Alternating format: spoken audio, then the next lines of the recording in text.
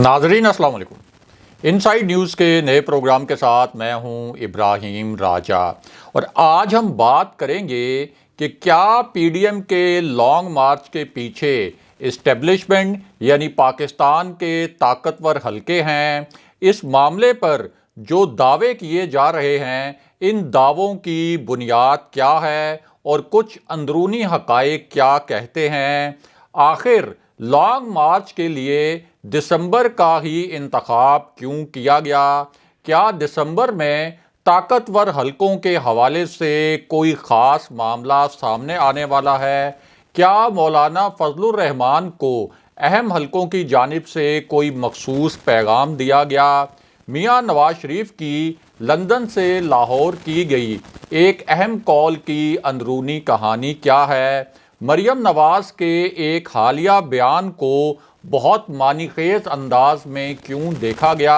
और शहबाज शरीफ ने अंदर खाने किस तरह की गेम खेलने की कोशिश की? हमारे जिन दोस्तों ने अब तक हमारे चैनल को सब्सक्राइब नहीं किया, उनसे हम कहेंगे कि हमारे चैनल को सब्सक्राइब कर लें ताकि उन्हें अहम मालूमात बर वक्त मिलती रहें। अब वापस आते हैं आज के मौजू पर, यानी क्या पीडीएम के लॉन्ग मार्च के पीछे पाकिस्तान के फैसला साज और ताकतवर हलके हैं, और इस हवाले से जिस किस्म के दावे कुछ हलकों की जानिब से किए जा रहे हैं, इन दावों की बुनियाद क्या है और असल अंदरूनी हकाइक क्या कहते हैं।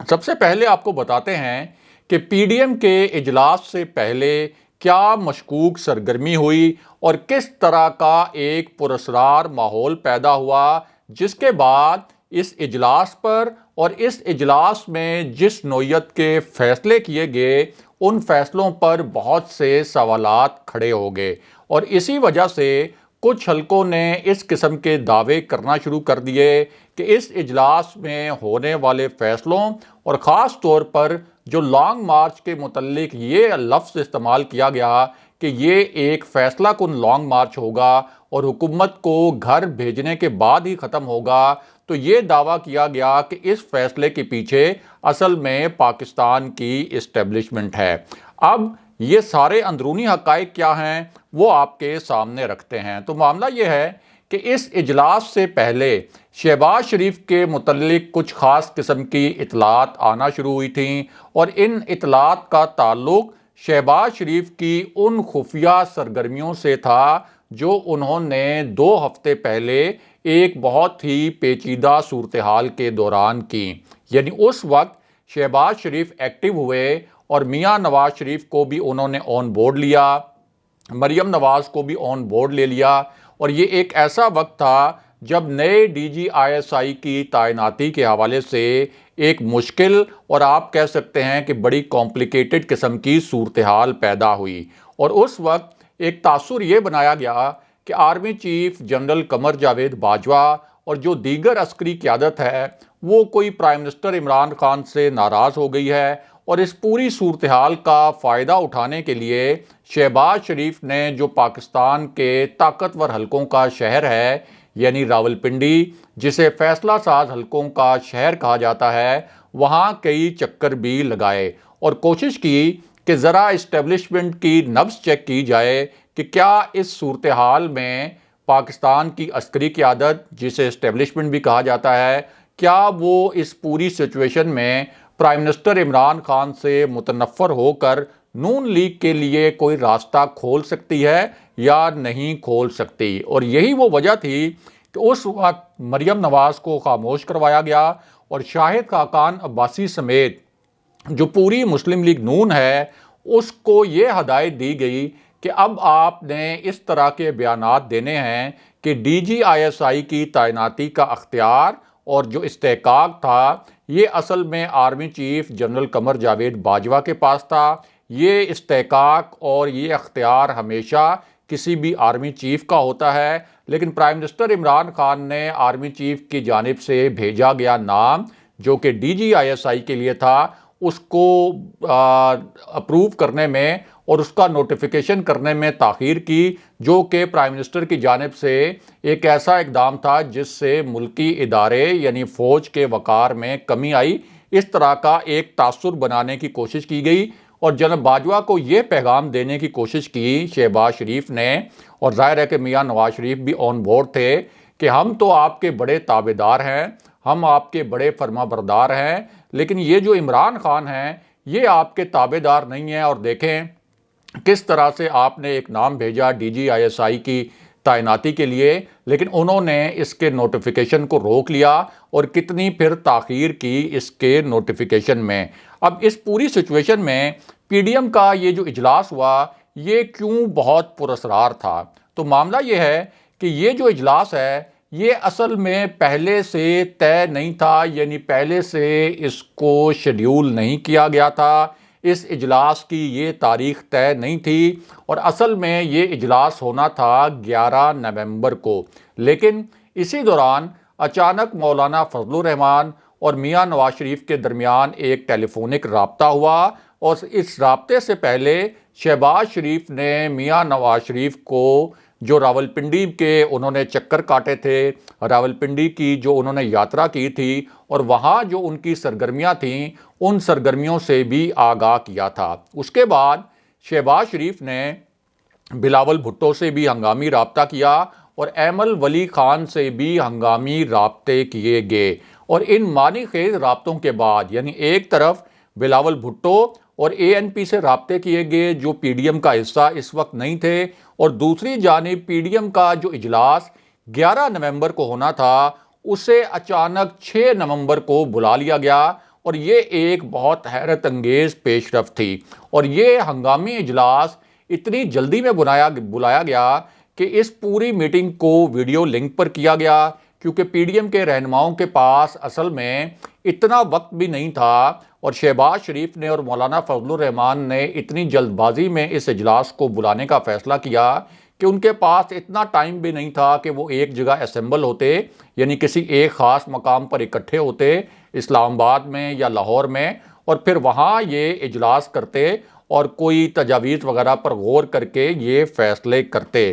اب اس اجلاس میں کیا ہوا؟ یعنی ایک تو یہ ہنگامی اجلاس ہو گیا جو کہ 11 نومبر کو ہونا تھا اور 6 نومبر کو ہو گیا، اور ظاہر ہے کہ حکومت کو بھی اس حوالے سے ایک تشویش ہو سکتی ہے کہ آخر یہ کیا ہوا کہ PDM نے اتنا ہنگامی اجلاس جس کے اندر وہ اس طرح کے فیصلے کر رہے ہیں،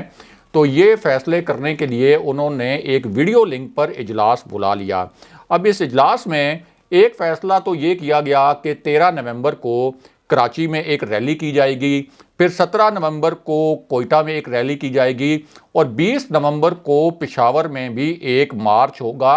اور اس کے بعد لاہور میں ایک جلسہ کیا جائے گا جس کے متعلق دعویٰ یہ کیا گیا ہے کہ یہ ایک بہت بڑا جلسہ ہوگا۔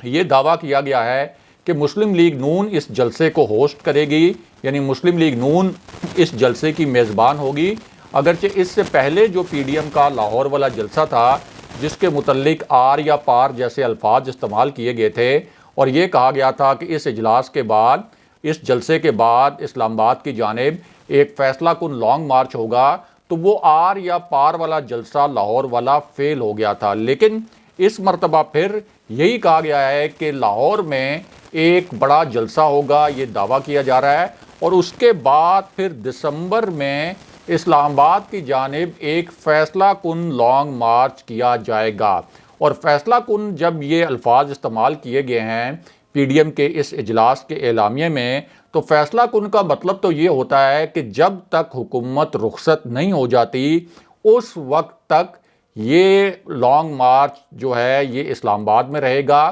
یا ایک دھرنے کی صورت میں ریڈ زون میں یا اسلام آباد کے کسی اور مقام پر یہ موجود رہے گا۔ اب اس پوری صورتحال میں اس لانگ مارچ کے لیے جو دسمبر کے مہینے کا انتخاب کیا گیا ہے یہ بہت ہی حیران کن ہے، کیونکہ ایک طرف دسمبر میں اسلام آباد میں موسم انتہائی سرد ہوتا ہے، لیکن دوسری جانب کچھ حلقے دسمبر کو طاقتور حلقوں کے معاملات سے بھی جوڑ رہے ہیں، اور اسی وجہ سے یہ دعوے کر رہے ہیں کہ یہ جو پورا لانگ مارچ ہے اور اس کے حوالے سے جو فیصلہ کیا گیا کہ یہ ایک فیصلہ کن لانگ مارچ ہوگا، اس طرح کے جو الفاظ استعمال کیے گئے تو اس کے پیچھے ضرور کوئی اسٹیبلشمنٹ کا ہاتھ ہوگا، اس طرح کے دعوے کیے گئے۔ اور اس حوالے سے جو پس منظر ہے وہ یہ بیان کیا جا رہا ہے کہ کہ 20 نومبر کو جو موجودہ ڈی جی آئی ایس آئی ہیں یعنی جنرل فیض حمید وہ کور کمانڈر پشاور تعینات ہو جائیں گے، جبکہ نئے D G I S I general Nadeem Anjum اپنا چارج سنبھال لیں گے نئے ڈی جی آئی ایس آئی کے طور پر۔ تو کچھ حلقے یہ جو تبدیلی ہے اس تبدیلی کو اس لانگ مارچ سے جوڑ رہے ہیں، لیکن اس حوالے سے کچھ اندرونی حقائق کیا ہیں ان حقائق سے آپ کو آگاہ کرتے ہیں۔ ایک تو آپ کو بتائیں کہ جس وقت یہ پی ڈی ایم کا اجلاس ہو رہا تھا، ایک طرف پی ڈی ایم کا اجلاس چل رہا تھا، دوسری جانب مریم نواز نے ایک ایسا بیان دیا جس کو بہت ہی معنی خیز انداز میں دیکھا گیا،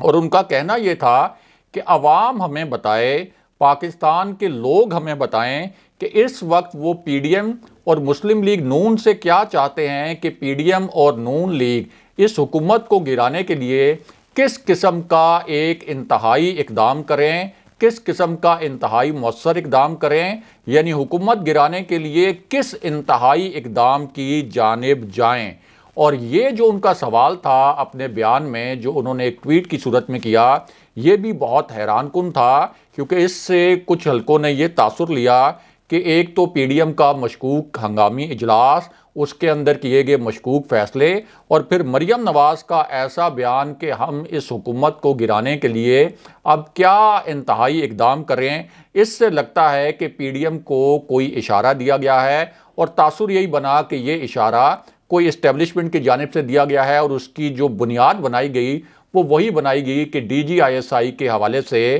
کوئی عسکری قیادت اور پرائم منسٹر عمران خان کے درمیان ایسی غلط فہمیاں پیدا ہوئیں جو اب تک دور نہیں ہوئیں، اگرچہ ڈی جی آئی ایس آئی کی تعیناتی ہو چکی ہے، اور جو نام جنرل باجوہ کی جانب سے بھیجا گیا تھا یعنی جنرل ندیم انجم، انہی کو ڈی جی آئی ایس آئی تعینات کر دیا گیا ہے۔ 20 نومبر سے وہ اپنے عہدے کا چارج بھی لے لیں گے، لیکن تاثر یہ دیا گیا کہ جو غلط فہمیاں پیدا ہو چکی ہیں وہ اب تک دور نہیں ہوئیں۔ اس کے بعد جان بوجھ کر ایسی خبریں اور ایسی اطلاعات لیک کی گئیں پی ڈی ایم کے اجلاس سے کہ مولانا فضل الرحمان نے اس اجلاس کے دوران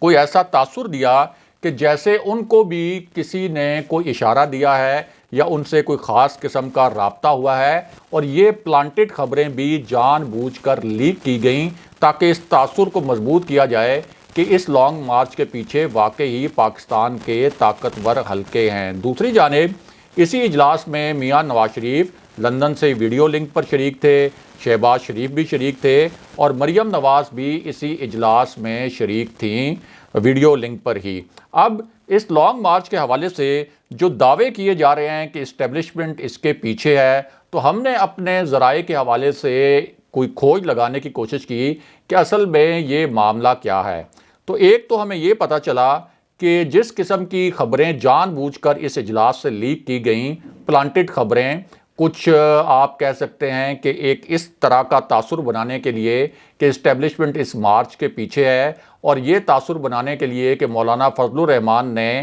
کوئی ایسا وہاں پر اپنی رائے دی یا جب وہ بات کر رہے تھے تو ایسا تاثر دیا کہ ان کو بھی کوئی اشارہ ملا ہے۔ تو یہ جو ساری خبریں لیک کی گئیں یہ جعلی خبریں تھیں اور یہ پلانٹڈ خبریں تھیں، اور ان کا مقصد صرف یہ تھا کہ ایک غلط فہمی پھیلائی جائے، حکومت کو بھی کنفیوز کیا جائے، اور ایک تاثر بنایا جائے عوام میں بھی کہ اس وقت طاقتور حلقے حکومت کے خلاف ہو چکے ہیں اور حکومت کو گرانا چاہتے ہیں۔ دوسرا، ہماری جو ذرائع سے بات ہوئی اس میں ان کا یہ کہنا تھا کہ یہ بات تو ٹھیک ہے کہ شہباز شریف نے راولپنڈی کے چکر لگائے، انہوں نے بیک ڈور رابطوں سے، جس کو پاکستان کی سیاست میں چور دروازہ کہا جاتا ہے، اس راستے سے کچھ ریلیف حاصل کرنے کی بھی کوشش کی کہ اسٹیبلشمنٹ سے وہ کچھ ریلیف حاصل کر لیں، خاص طور پر ڈی جی آئی ایس آئی کی تعیناتی کے حوالے سے جو ایک صورتحال پیدا ہوئی تھی، اس صورتحال کا فائدہ اٹھانے کے لیے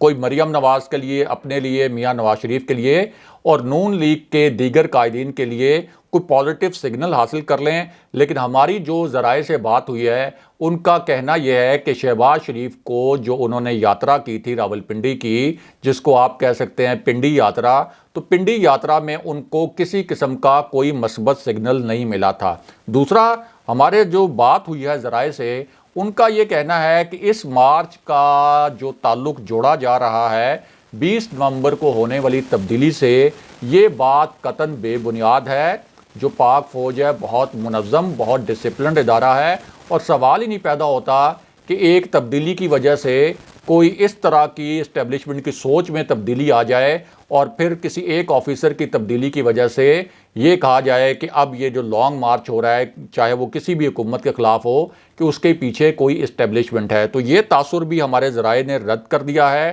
اور تیسرا، اسٹیبلشمنٹ کے متعلق یہ سوال بھی اہم ہے کہ کیا اسٹیبلشمنٹ ایسے عناصر کو دوبارہ سے حکومت میں لانا چاہے گی، یعنی پاکستان کی فوجی قیادت ایسے عناصر کو جن میں یعنی مولانا فضل الرحمان شامل ہیں، میاں نواز شریف شامل ہیں، مریم نواز شامل ہیں، جنہوں نے پی ڈی ایم کے پلیٹ فارم سے فوج کو دھمکیاں دیں، فوجی قیادت پر الزامات لگائے، جنرل باجوہ کے متعلق یہ کہا کہ ہم جب اقتدار میں آئیں گے تو ہم آپ پر آرٹیکل 6 لگائیں گے، آپ کا احتساب کریں گے، جنہوں نے ریاست کو بلیک میل کیا، جنہوں نے ریاست مخالف نعرے لگوائے پی ڈی ایم کے پلیٹ فارم سے بلوچستان کے حساس علاقوں میں، اور سابق فاٹا جو آپ کا ہے وہاں بھی، اور کے پی کے حساس علاقوں میں بھی۔ تو کیا فوج ان عناصر کو اور ان سیاسی قوتوں کو عمران خان کے متبادل کے طور پر دیکھ سکتی ہے؟ تو ظاہر ہے کہ اس کا جواب بھی فی الحال نفی میں ہے کہ فوج کسی بھی طور پر ان کو عمران خان کا متبادل نہیں سمجھ سکتی۔ اب اس پوری صورتحال میں اہم بات یہ ہے کہ اس کے باوجود کہ اسٹیبلشمنٹ اس لانگ مارچ کے پیچھے نہیں ہے، تو پھر پی ڈی ایم نے یہ لانگ مارچ کرنے کا فیصلہ کیوں کیا، اور یہ کیوں کہا کہ یہ ایک فیصلہ کن لانگ مارچ ہوگا اور ہم اس وقت تک یہ لانگ مارچ ختم نہیں کریں گے جب تک یہ حکومت ختم نہیں ہو جاتی۔ تو اس حوالے سے ایک اہم بات یہ ہے کہ نون لیگ اب تک یہ الزام لگاتی آئی ہے کہ یہ حکومت صرف اس وجہ سے نہیں گری کہ پیپلز پارٹی نے آخری وقت پر پی ڈی ایم سے دھوکہ کر دیا تھا اور پارلیمنٹ سے استعفے نہیں دیے تھے، جس کی وجہ سے ہم لانگ مارچ بھی نہیں کر سکے اور اس کے نتیجے میں یہ حکومت نہیں گر سکی۔ دوسری جانب جو بلاول بھٹو ہیں اور جو پیپلز پارٹی ہے، اس کا موقف یہ رہا ہے کہ مسلم لیگ نون کو تو ہم نے بڑی زبردست ایک تجویز دی تھی کہ تحریک عدم اعتماد لے کے آئیں، ہمارے پاس نمبر بھی پورے ہیں، ہم نے پوری نمبر گیم بھی مسلم لیگ نون کو بتائی تھی، لیکن مسلم لیگ نون نے تحریک عدم اعتماد کے حوالے سے جو ہماری تجویز ہے اس کو تسلیم نہیں کیا۔ اس وجہ سے یہ حکومت اب تک نہیں گر سکی، حالانکہ جاننے والے جانتے ہیں کہ نہ تو یہ حکومت لانگ مارچ سے گر سکتی تھی اور نہ ہی یہ کوئی تحریک عدم اعتماد سے گر سکتی تھی۔ یہ بات مسلم لیگ نون کو بھی معلوم ہے۔ اسی وجہ سے جب بلاول بھٹو تحریک عدم اعتماد کی بات کرتے تھے تو اس وقت مسلم لیگ نون یہ کہتے تھی کہ آپ ہمیں بتائیں کہ آپ کے پاس کیا نمبر گیم ہے اور کتنے آپ نے تحریک انصاف کے جو ارکان پارلیمنٹ ہیں وہ توڑے ہیں، کن لوگوں پر آپ نے کام کیا ہے، کتنے تحریک انصاف کے اتحادی ایسے ہیں جو کہ اس تحریک عدم اعتماد میں ہمارا ساتھ دیں گے۔ اس پر پیپلز پارٹی خاموش ہو جاتی تھی۔ دوسری جانب مسلم لیگ نون نے جو لانگ مارچ اس سے پہلے ملتوی کیا تھا، اس کی وجہ یہ تھی کہ اس لانگ مارچ کی بالکل تیاری نہیں تھی مسلم لیگ نون کی، اور سارا ملبہ پھینک دیا گیا پیپلز پارٹی پر۔ حالانکہ اس وقت وہ لانگ مارچ اگر کیا بھی جاتا تو 4-5 ہزار سے زائد لوگ جو ہیں وہ اسلام آباد میں مسلم لیگ نون اکٹھے نہیں کر سکتی تھی، کیونکہ ڈیڈ لائن سر پر آ گئی تھی اور پی ڈی ایم کی کسی بھی جماعت کی اس لانگ مارچ کے لیے تیاری نہیں تھی۔ اب یہ جو دسمبر میں احتجاج کیا جا رہا ہے، جسے لانگ مارچ کا نام دیا جا رہا ہے اور فیصلہ کن دھرنا کہا جا رہا ہے اور فیصلہ کن لانگ مارچ کہا جا رہا ہے، تو دسمبر میں جو اسلام آباد میں رہنے والے لوگ ہیں انہیں معلوم ہے کہ دسمبر میں تو اسلام آباد میں شدید ترین سرد موسم ہوتا ہے، اور اسلام آباد میں تو کوئی بھی دھرنا اگر دسمبر میں دیا جائے تو وہ تو ظاہر ہے کہ فیصلہ کن صرف اسی صورت میں ہو سکتا ہے کہ جو لانگ مارچ کے شرکاء ہیں، جو دھرنے کے شرکاء ہیں، وہ کئی روز تک وہاں موجود رہیں، وہاں پھر وہ ریڈ زون میں چلے جائیں، کوئی پرتشدد صورتحال وہاں پیدا کریں، کوئی غیر معمولی صورتحال پیدا ہو جائے، کوئی ایمرجنسی سچویشن پیدا ہو جائے اور اس قسم کے پرتشدد حالات پیدا کیے جائیں کہ فوج اور عدلیہ مخالف جو ہیں اس پورے معاملے میں انٹروین کریں اور کوئی اس پوری صورتحال میں مداخلت کرنے کا فیصلہ کر لیں۔ لیکن ایک تو دسمبر میں کسی بھی صورت کوئی بھی جماعت ہو، چاہے وہ پی ڈی ایم ہو، چاہے ایون تحریک انصاف ہو، دسمبر میں اسلام آباد کی سردی میں ان کے لیے کئی روز کا دھرنا ناممکن ہے، کسی بھی جماعت کے کارکن یہاں بیٹھ نہیں سکتے۔ دوسرا، اس وقت کوئی ایسے حالات نہیں ہیں کہ اگر یہ لانگ مارچ اگر اسلام آباد آتا بھی ہے اور کوئی یہاں پر ریڈ زون میں یا کسی اور جگہ پہ کوئی سچویشن پیدا کرنے کی کوشش بھی کی جاتی ہے، تو اس وقت عدلیہ کا اور فوج کا کسی قسم کا کوئی موڈ نظر نہیں آتا کہ وہ اس لانگ مارچ کے حوالے سے جو سیاسی معاملات ہیں ان میں کوئی مداخلت کرے یا اس حکومت کو رخصت کرنے کے حوالے سے کوئی ایسی پوزیشن لے کہ ایک ایسی سچویشن بن جائے کہ جہاں عدلیہ اور فوج کہیں کہ اب ہم کوئی کردار ادا کریں گے اس سیاسی صورتحال میں، لیکن نہ تو فوج اور نہ ہی عدلیہ کا یہ کوئی موڈ نظر آتا ہے کہ وہ اس حکومت کے خلاف کوئی ایسا اقدام کریں جس سے اس حکومت کی رخصتی ہو جائے۔ اس لیے یہ جو اب لانگ مارچ کیا جا رہا ہے یہ صرف فیس سیونگ کے لیے کیا جا رہا ہے